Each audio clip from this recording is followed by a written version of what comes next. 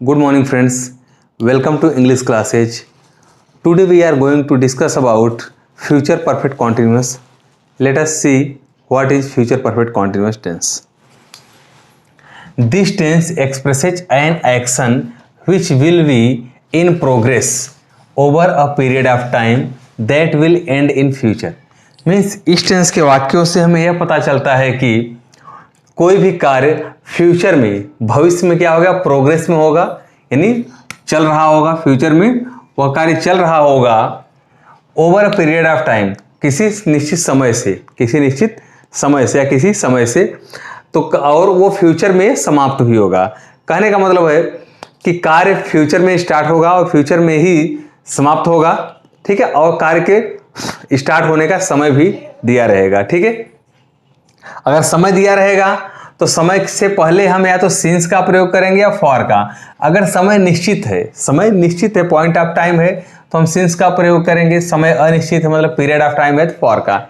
अब निश्चित समय जैसे त्योहारों के नाम हो गए, जन्म से हो गया, मृत्यु से हो गया, बचपन से, बजे वाले समय मीन्स ओ क्लॉक वाले, 2 o'clock, 3 o'clock, 4 o'clock, इस तरीके का टाइम हो, दिनों के नाम, महीनों के नाम, वर्षों के नाम, तो ये हमारे क्या होते हैं, पॉइंट ऑफ टाइम होते हैं। इनके पहले हम सिंस का प्रयोग करते हैं। इनके अलावा जो आएगा जैसे 2 दिन, 4 दिन, 2 वर्ष, 10 वर्ष, इस तरीके से, तो वह क्या हो जाएगा, अनिश्चित समय, उसके साथ हम फॉर का प्रयोग करेंगे। तो हम देखते हैं अफर्मेटिव सेंटेंसेज को हम हिंदी से इंग्लिश में कैसे ट्रांसलेट करते हैं। तो इसके लिए जैसे हम लोग जब से फ्यूचर टेंस पढ़ रहे हैं तब से हमने देखा कि आई और वी के साथ क्या प्रयोग हो रहा है, शैल। तो ऐसे ही इस टेंस में आई और वी के साथ शैल, हैव बीन, हेल्पिंग वर्ब का प्रयोग होगा, और जो इनके अलावा अन्य कोई सब्जेक्ट होगा तो उनके साथ will, have been, helping verb का प्रयोग किया जाएगा, ठीक है। स्ट्रक्चर देखते हैं। सबसे पहले हम सब्जेक्ट लिखेंगे, फिर विल या शैल जैसा हमारा सब्जेक्ट होगा, उसके बाद हैव बीन वर्ब की आईएनजी फॉर्म, अदर वर्ड अगर कोई है तो, नहीं तो सिंस या फॉर, फिर टाइम। हम 2 दिन से भगवान की पूजा कर रहे होंगे,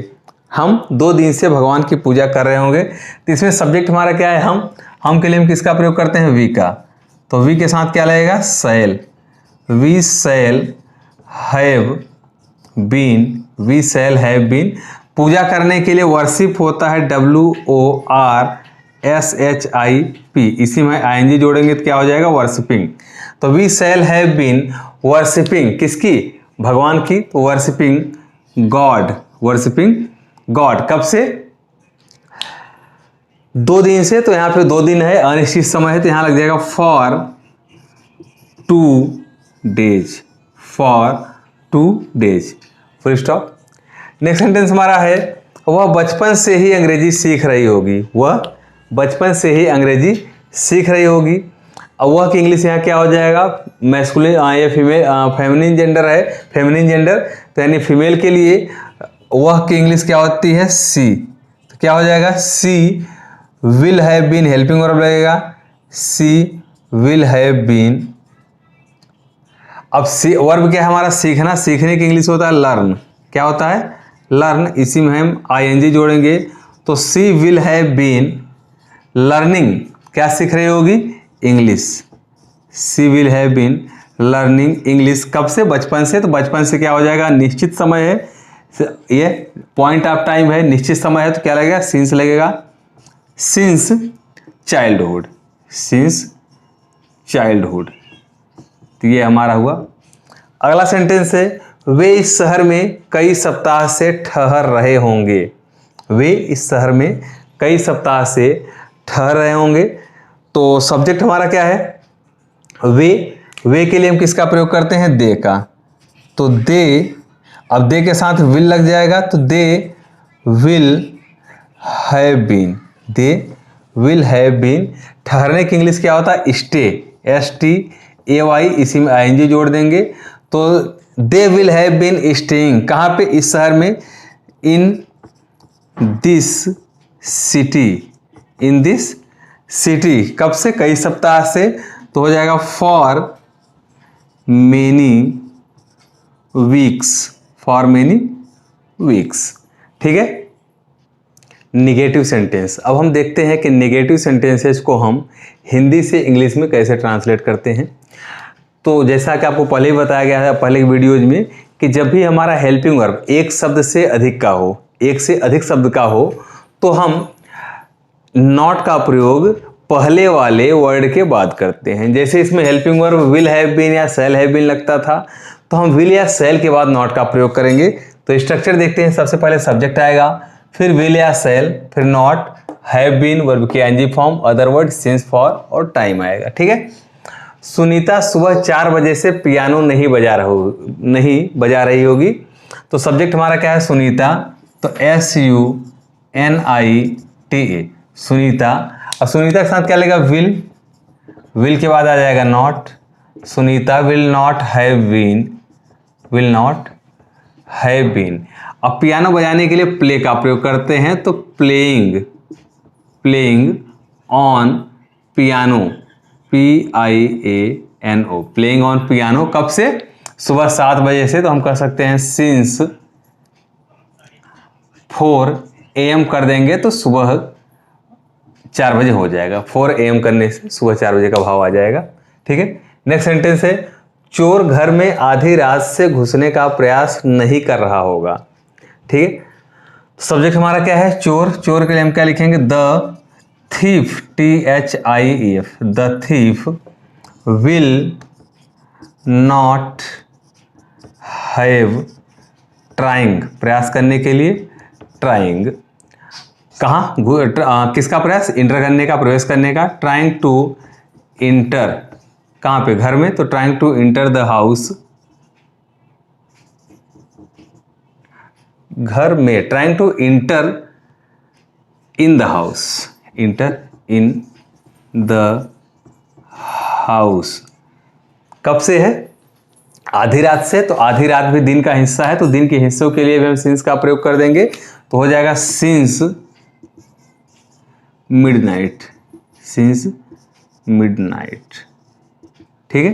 तो हो गया the thief will not have been trying to enter in the house since midnight. Next हम देखते हैं इंटरोगेटिव सेंटेंस। तो जैसा आप जानते हैं कि इंटरोगेटिव सेंटेंस 2 प्रकार के होते हैं। एक ऐसे होते हैं जो क्या से प्रारंभ होते हैं, और एक ऐसे होते हैं जिनके मध्य में इंटरोगेटिव वर्ड आता है। तो पहले हम क्या वाले वाक्यों को देखेंगे। तो क्या वाले वाक्यों के लिए सबसे पहले हम हेल्पिंग वर्ब का प्रयोग करेंगे, फिर सब्जेक्ट लगाएंगे। अगर ये वाक्य निगेटिव भी हो गए तो सब्जेक्ट के बाद नॉट का प्रयोग करेंगे, सब्जेक्ट के बाद नॉट का प्रयोग किया जाएगा। फिर हैव बीन वर्ब की ING form, other word, since, for, time. तो क्या वे 7 बजे से कहानियां कह रहे होंगे? सब्जेक्ट हमारा क्या है? दे। अब दे के साथ क्या लगेगा? विल। तो हो जाएगा will they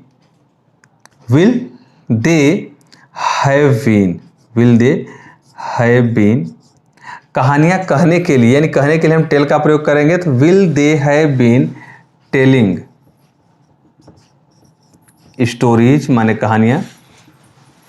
will they have been telling stories. कब से? 7 बजे से। तो हो जाएगा सिंस 7 o'clock, लास्ट में क्वेश्चन मार्क। नेक्स्ट सेंटेंस हमारा है, क्या मैं 2 घंटे से स्टेशन पर आपकी प्रतीक्षा नहीं कर रहा हूँगा? क्या मैं 2 घंटे से स्टेशन पर आपकी प्रतीक्षा नहीं कर रहा हूँगा? सब्जेक्ट हमारा क्या है? मैं के लिए आई। तो आई के साथ क्या लगेगा? शैल। आई के साथ क्या लगेगा? शैल। तो शैल आई। अब निगेटिव भी है तो सब्जेक्ट के बाद नॉट लग जाएगा। Shall I not have been. अब वर्ब क्या है? प्रतीक्षा करना। तो wait, WAITING। Shall I not have been waiting, किसका? आपका। वेटिंग फॉर यू, कहाँ? स्टेशन पे। तो एट द स्टेशन 2 घंटे से। तो फॉर 2 आवर्स। ठीक है। लास्ट में क्वेश्चन मार्क लगेगा। जैसे देखते हैं, फिर से इसे देख लेते हैं। क्या मैं 2 घंटे से स्टेशन पर आपकी प्रतीक्षा नहीं कर रहा हूँगा? तो शैल आई नॉट, फिर आ जाएगा हैव बीन, प्रतीक्षा करने के लिए वेटिंग, किसका? आपका। तो फॉर यू, स्टेशन पर, at the station, for 2 hours. अगला देखते हैं हम ऐसे वाक्य जिनके बीच में यानी मध्य में इंटरोगेटिव वर्ड आए, तो उनको हम कैसे ट्रांसलेट करेंगे। स्ट्रक्चर वही पहले वाला ही रहेगा, बस उससे पहले हम इंटरोगेटिव वर्ड का प्रयोग कर देंगे। तो सबसे पहले हमारा इंटरोगेटिव वर्ड आएगा, फिर विल या सेल, फिर सब्जेक्ट। यदि वाक्य निगेटिव हो जाए, जैसे यहाँ पर नॉट है, तो अगर निगेटिव हो जाए तो यहाँ नॉट लगा देंगे। फिर हैव बीन वर्ब की ING form, other word, since, for और टाइम। ठीक है, तो ये गायक 5 घंटे से लगातार कैसे गा रहे होंगे। ये गायक 5 घंटे से लगातार कैसे गा रहे होंगे। तो सब्जेक्ट इसमें क्या है, ये गायक, तो हो जाएगा दी। कैसे की इंग्लिश हम लिखेंगे, कैसे इंग्लिश क्या होता है, हाउ। कैसे इंग्लिश क्या होता है, हाउ। अब ये सब्जेक्ट हमारा क्या है, ये गायक, तो ये गायक के साथ हम क्या लगाएंगे, will. How will these singers, how will these singers have been गाने के लिए सिंगिंग, हैव बीन सिंगिंग। कब से, सॉरी, सिंगिंग यानी लगातार है, तो सिंगिंग कॉन्टिन्यूसली, CONTINUOUSLY, कॉन्टिन्यूसली। कब से, 5 घंटे से। तो फॉर 5 आवर्स, लास्ट में क्वेश्चन मार्क। नेक्स्ट सेंटेंस है, गायें सुबह से मैदान में घास क्यों नहीं चर रही होंगी। गायें सुबह से मैदान में घास क्यों नहीं चर रही होंगी। तो सब्जेक्ट हमारा क्या है, गायें, लेकिन उससे पहले हम ढूंढेंगे कि हमारा इंटरोगेटिव वर्ड क्या है। तो हमारा इंटरोगेटिव वर्ड क्या है, क्यों। क्यों की इंग्लिश क्या होता है, व्हाई। तो व्हाई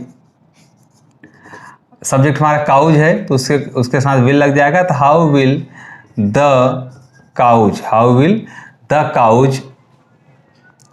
अब निगेटिव भी है तो नॉट लग जाएगा। How will the cows not have been, क्या नहीं कर रहे होंगे, घास नहीं चर रहे होंगे। तो चरने के लिए ग्रेज, GRAZING, ग्रेजिंग ग्रास, कब से, सुबह से। तो ग्रेजिंग ग्रास कहाँ, मैदान में। तो इन द फील्ड, कब से, सुबह से। तो हो जाएगा सुबह के लिए सिंस का प्रयोग होता है, तो सिंस मॉर्निंग, लास्ट में क्वेश्चन मार्क। तो दोस्तों, आज हमारा टेंस का जो टॉपिक था आज समाप्त हो रहा है। इसके बाद हम पार्ट्स ऑफ स्पीच शुरू करेंगे, यानी कल से जो हमारी क्लास शुरू होगी, पहली क्लास जो होगी कल वाली, वो क्या होगी, पार्ट्स ऑफ स्पीच की। तो उसी पार्ट्स ऑफ स्पीच में हम noun, pronoun, adjective, verb, adverb, preposition, interjection, conjunction, इन सबको हम, फिर उसमें आर्टिकल भी आएगा, इन सबको हम स्टेप बाय स्टेप, 1 by 1 पढ़ते चलेंगे। Thank you.